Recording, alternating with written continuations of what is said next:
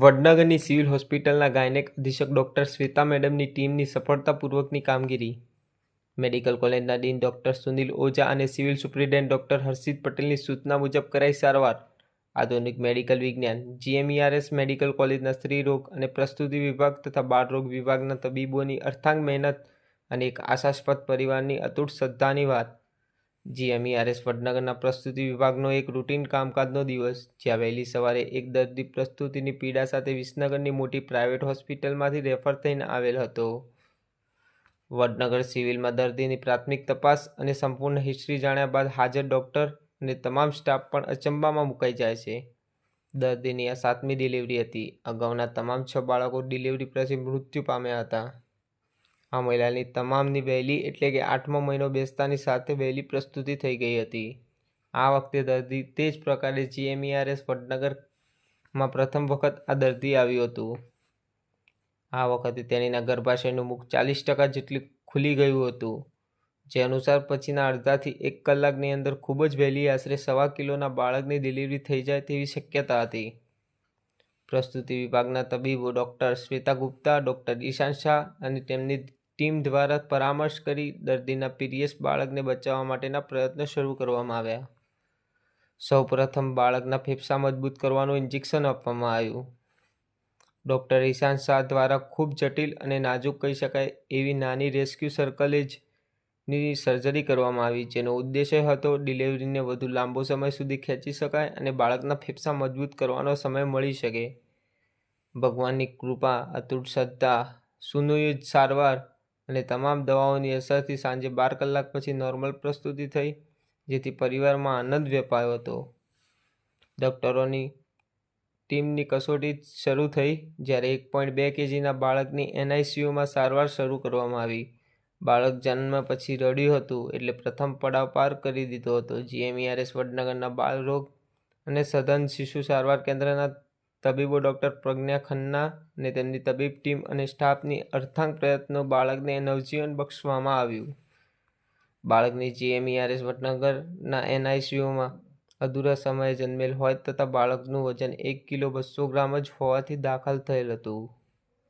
જન્મ સમયે તેને શ્વાસ લેવામાં તકલીફ હોય, તેને નસલ CAP શ્વાસ લેવાનું નાનું મશીન, નાનું વેન્ટિલેટર પર 3 દિવસ રાખવામાં આવ્યું હતું અને ઓક્સિજનની જરૂરિયાત માત્ર 7 દિવસ માટે પડી હતી. બાળકની નળીથી દૂધ જન્મના બીજા દિવસેથી જ ચાલુ કરાયું હતું અને બાળક 1 મહિનો અમારા NICUમાં દાખલ રહ્યું અને રજા વખતે બાળકનું વજન 2 કિલોની આસપાસ પહોંચી ગયું અને આજે ફોલોઅપ વિઝિટ વખતે માતા અને બાળકનું સ્વાસ્થ્ય ખૂબ સારું છે અને વજન 2.2 કિલો થઈ ગયું. રોજે રોજ NICUની બહાર દંપતીની તબીબો સારવારની ચર્ચા થતી અને પરિવાર દ્વારા પ્રભુની ભક્તિ પણ થતી.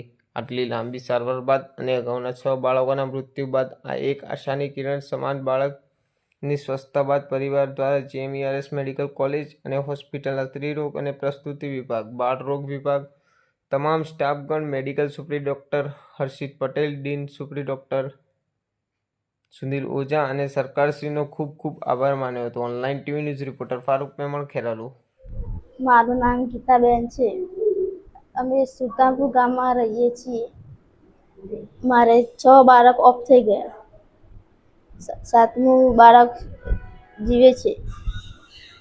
વડનગર હોસ્પિટલમાં સારવાર સારી કરાવી. હું અને મારા બાળક સ્વસ્થ છીએ.